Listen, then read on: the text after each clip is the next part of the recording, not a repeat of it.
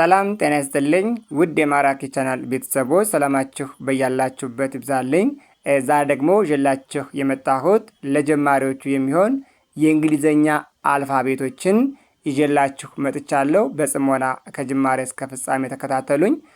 ዛሬ ለየት የሚለው በእያንዳንዳቸው የእንግሊዘኛ አልፋቤቶች ቃላት ተመስርቶባቸዋል። በእያንዳንዳቸው ሌተር ኤ በምንላት የሆነ ቃል መስርቼ ይዤላችሁ መጥቻለሁ። በጽሞና ተከታተሉኝ። በተለይ ለዚህ ቻናል አዳዲስ የሆናችሁ ሰዎች ሌሎች የምሰራቸው ቪዲዮዎች በማሳወቂያ ምልክት እንዲደርሷችሁ ቻናሉን ላይክ፣ ሼር እና ሳብስክራይብ በማድረግ ቤተሰብ ይሁኑ። አሁን በቀጥታ ወደ ትምህርታችን እንግዲህ መልካም። በእንግሊዘኛ የትምህርታችን ውስጥ የመጀመሪያው አልፋቤት ሌተር ወይም ደግሞ የመጀመሪያዋ ፊደል ማን ትባላለች? ኤ ነው የምትባለው። ቅርጿ ይህን ይመስላል። ኤ ማለት ይች ነች።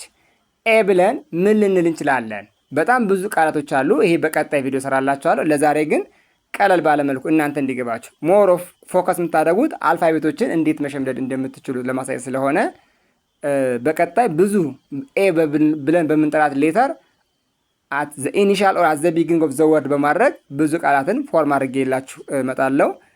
ለዛሬ ግን አንዳንድ ቃላትን ወይም ደግሞ አንዳንድ ወርድ ፎርም አድርጌያለሁ። እናያቸው። ኤ ብለን ምን ልንል እንችላለን? ኤ ብለን አፕል እንላለን ማለት ነው።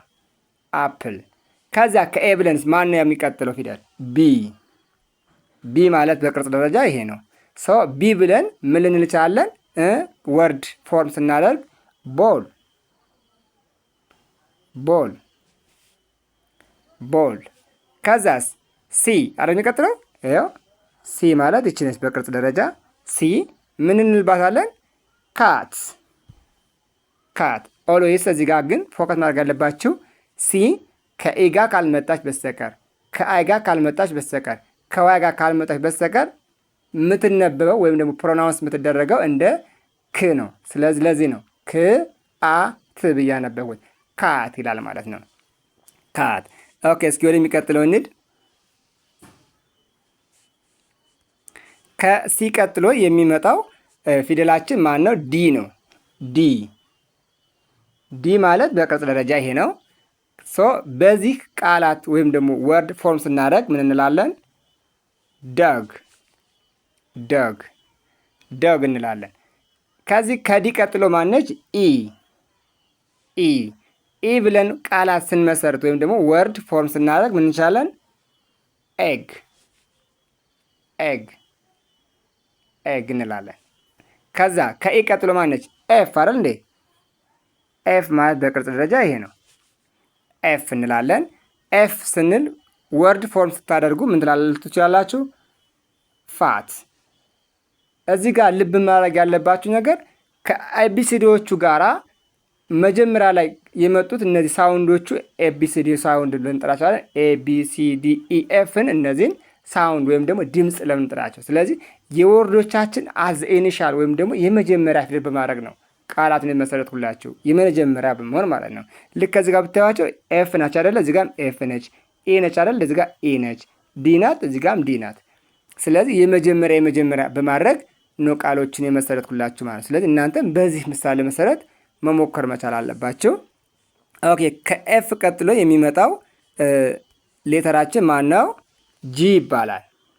ጂ ማለት ይሄ ነው። ይሄ ነው። ሶ ጂን መነሻ ላይ በማድረግ ቃላትን ወይም ደግሞ ወርድን ፎርም ስናደርግ ምን እንችላለን? ጎት፣ ጎት እንላለን ማለት ነው። ጎት። ከጂ ቀጥሎ ማን ነው? ኤች። ኤች። ኤችን መነሻ ላይ በማድረግ ቃል ስትመሰርት ምን ትላላችሁ? ሃብ፣ ሃብ እንላለን ማለት ነው። ሃብ ልንል እንችላለን።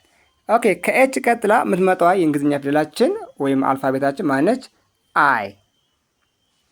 አይ። አይን መነሻ በማድረግ ቃል ስንመሰርት ምን እንላለን? አይረን፣ አይረን፣ አይረን ብለን ቃላትን ልንመሰርት እንችላለን ማለት ነው። ከአይ ቀጥሎ የሚመጣው ማን ነው? ጄ ነው። ጄ። ጄ ማለት በቅርጽ ደረጃ ይሄ ነው። ፊደሉ ይሄን ይመስላል። ሰው ይሄንን ፊደል መነሻ ላይ በማድረግ ወርድ ፎርም ስናደርግ ምን እንችላለን? ጃኬት ልንል እንችላለን። ጃኬት ከጄ ቀጥሎ ማን ነው? ኬ ሎክ ኬ ማለት ይሄ ነው። በቅርጽ ደረጃ ምን ልትሉ ትችላላችሁ? ኪንግ ኪንግ። ይኸው ኬን ነው መጨረሻ ላይ ያደረኩት። ከኬ ቀጥሎ የሚመጣው ኤል ነው። ኤል ኤል ማለት ይሄ ነው። ኤል እንላለን። ኤል በሚለው ቃል ስንመሰርት መጨረሻ ላይ በማድረግ ምን እንችላለን? ላይክ ላይክ።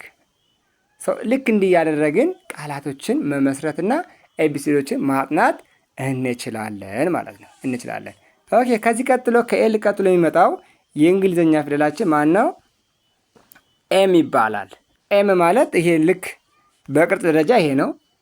ኤም ብለን ጥረዋለን። ኤም ማለት ይሄ ነው። ምን እንችላለን? ቃል ስንመሰርት ማን ማን። ኦኬ። ከኤም ቀጥሎ የሚመጣው ኤን እንለዋለን። ኤን በኤን ደግሞ ቃል ስንመሰርት ምን እንችላለን?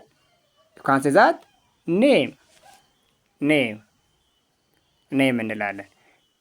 ከኤን ቀጥሎ የሚመጣው ኦ ይባላል። ኦ እንላለን። ኦ ማለት በቅርጽ ደረጃ ይቺ ነች። ቃል ስንመሰርትባት ምን እንላለን? ኦሬንጅ ኦሬንጅ።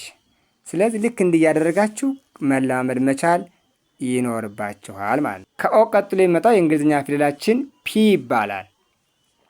ፒ ፒ ማለት በቅርጽ ደረጃ ይህ ነው። ፒ ምን ልንል እንችላለን? ፒ ብለን ፕላይ ፕላይ ፕላይ። ኦኬ። ከዛ በመቀጠል ምን ልንል እንችላለን? ከፒ ቀጥሎ የሚመጣው ማን ነው? ኪው ኪው ነው። በኪው ቃል ስንመሰርት ምን እንችላለን? ኩዊት ኩዊት ብለን ቃላቶችን መመስረት እንችላለን። ከኪው ቀጥሎ የሚመጣ አር ይባላል። አር ማለት ይሄ ነው። ዜን አር ብለን ቃል ስንመሰርት ምን እንችላለን? ራት ራት። ልክ እንዲህ ያደረግን ቃላቶችን እንመሰርታለን ማለት ነው። ከአር ቀጥሎ የሚመጣው ኤስ ነው። ኤስ ኤስ ማለት በቅርጽ ደረጃ ይህን የሚመስል ፊደል ነው። ስለዚህ ይሄ ነው። ኤስ ማለት በዚህ ነው። ስለዚህ ኤስን አት ዘ ኢኒሻል ኦር አት ዘ ቢጊኒንግ ኦፍ ዘ ወርድ አገን ቃላትን ስንመሰርት ወይም ወርድ ፎርም ስናደርግ ምን እንላለን? ሳድ ሳድ ብለን ቃላትን እንመሰርታለን። ከኤስ ቀጥሎ ማን ነው? ቲ ቲ ቲ ማለት ብለን ቃል ስንመሰርት ምን እንላለን? ካንሲዛት ቶል ቶል ቶል እንላለን። ከቲ ዩ ነው የሚቀጥለው። ዩ ማለት ይሄ ነው። በቅጽ ደረጃ ዩ እንላለን። ከዛ ዩን መነሻ ላይ በማድረግ ቃላትን ፎርም ስናደርግ ምን እንላለን? ዩኒት ዩኒት ዩኒት እንላለን ማለት ነው። ከዩ ቀጥሎ የሚመጣው የእንግሊዝኛ ፊደላችን ማን ነው? ቪ ነው።